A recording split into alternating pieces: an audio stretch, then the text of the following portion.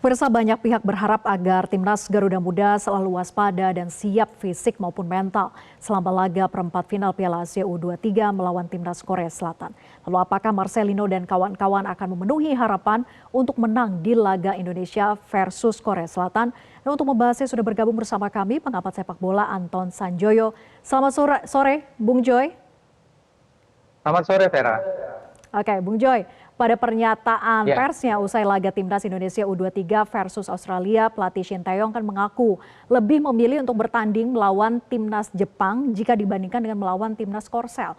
Nah, menurut Anda apakah yang membuat pelatih Shin Tae-yong ini ragu melawan timnas Korsel U23?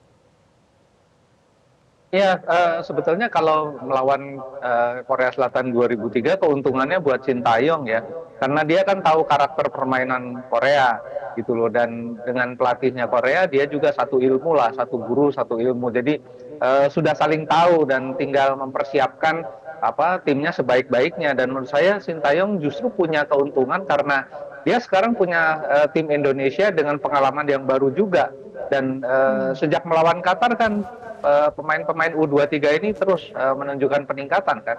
Nah, ini yang sebetulnya modal yang lebih bagus. Saya malah khawatir kalau ketemu Jepang, karena meskipun kalah kemarin melawan Korea Selatan, mereka lebih agresif ya. Memang cuma Korea Selatan ini pertahanannya tangguh sekali, bahkan bisa mencetak mencuri gol melawan Jepang. Tapi saya lihat di 30 menit pertama, di babak pertama, Jepang sangat mendominasi, bahkan Korea dipaksa untuk bertahan. Jadi memang kalau bertemu Korea menurut saya akan lebih menguntungkan bagi tim Indonesia. Dan kalau urusan Korea dan Jepang sebetulnya kan peringkat FIFA mereka di senior hampir sama lah kira-kira ya, Jepang lebih tinggi. Tapi memang kalau di kelompok junior di U23 ini tidak terlalu relevan. Jadi menurut saya Indonesia bisa menunjukkan bahwa di kelompok umur sudah bisa bersaing dengan Korea dan Jepang dan bisa melaju ke semifinal. Tapi kalau melaju saja ke semifinal kan belum tentu ke Paris kan, harus ke posisi 3 besar. Kalau di posisi 4 besar harus lawan posisi keempat dari Konfederasi Afrika. Jadi memang belum tertutup kemungkinannya, tapi kalau mau langsung ya harus 3 besar. Oke, artinya posisinya justru menguntungkan dengan melawan Korea Selatan begitu ya ketimbang dari Jepang.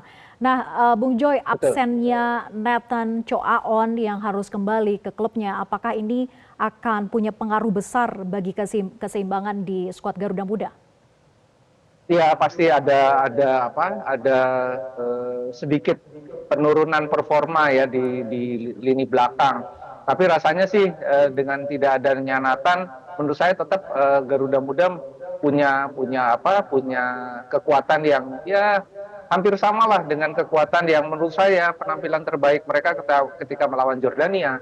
Sehingga kalau saja Nathan tidak ada, sektor tengah akan lebih bekerja keras ketika kehilangan bola. Tapi itu tidak terlalu masalah, karena pemain-pemain Indonesia sekarang saya lihat sudah transisinya dari bertahan ke menyerang itu sudah lebih bagus daripada tim-tim Indonesia lain-lain, bahkan tim senior. Jadi rasanya sih mereka tidak ada terlalu masalah lah kalaupun Nathan kembali ke klub. Oke, jadi tidak terlalu masalah dengan Nathan Choaon yang tidak lagi berada di Garuda Muda begitu ya. Nah, Ya, Korsel ya. yang selalu meraih kemenangan di fase grup, kita lihat 3 menang, kalahnya tidak ada begitu ya. Apakah tanda bahaya sebetulnya bagi Indonesia? Terlebih kalau kita ingat pelatih Korsel Hwang Sun Hong ini mengaku akan membuat strategi baru saat menghadapi timnas Garuda Muda. Lalu apa yang perlu diantisipasi oleh pelatih Shin Tae-yong menghadapi taktik baru dari timnas Korsel nanti? Ya, sebelum menghadapi Jepang kan Korea Selatan ini tim yang sangat ofensif ya.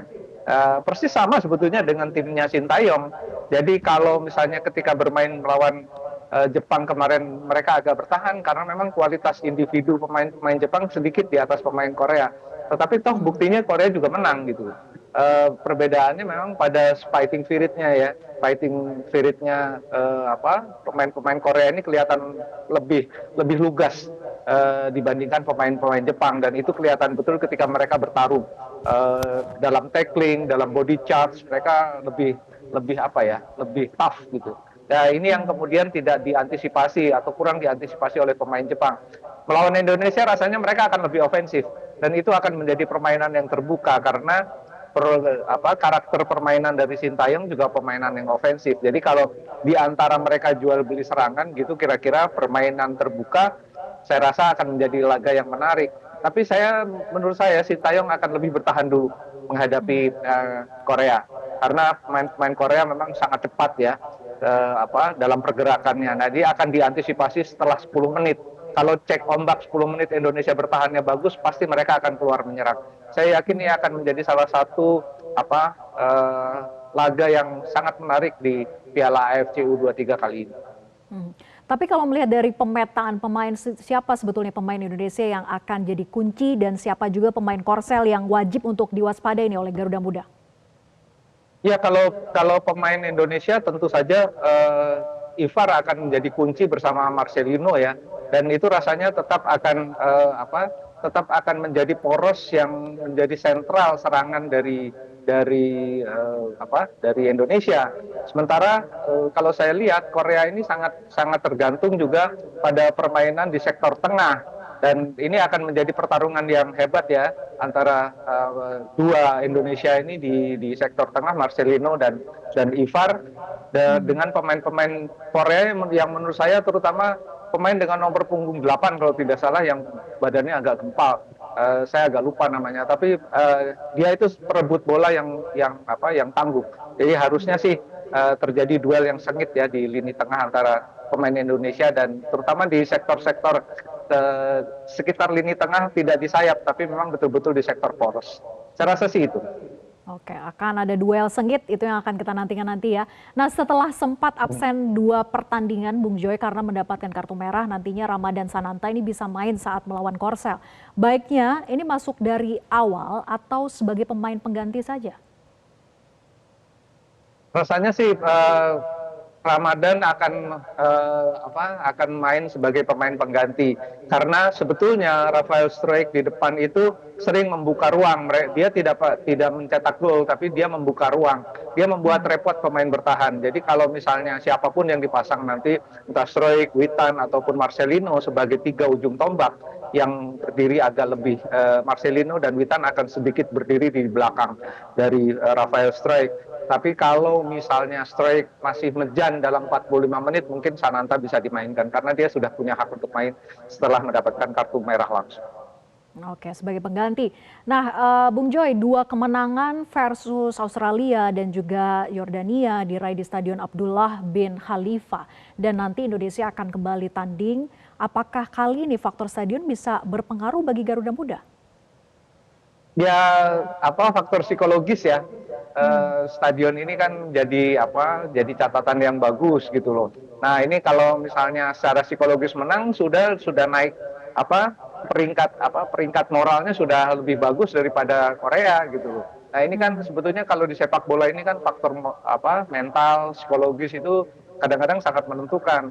Dulu Indonesia kalau katakanlah melawan Vietnam, Thailand, itu mental blocknya kelihatan betul. Sekarang udah nggak kelihatan. Indonesia sudah bisa mengalahkan Vietnam gitu loh. Kemarin mengalahkan Australia, kemarin mengalahkan Jordania gitu. Jadi memang yang bisa dikalahin cuma Qatar aja karena tuan rumah lah, banyak trikinya gitu loh. Tapi overall mental pemain Indonesia, terutama yang pemain muda, blok mentalnya udah nggak ada lagi. Jadi kalaupun stadion memberikan keuntungan secara psikologis, menurut saya jauh lebih bagus.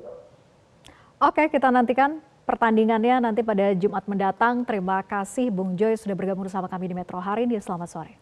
Jelajahi cara baru mendapatkan informasi. Download Metro TV Extend sekarang.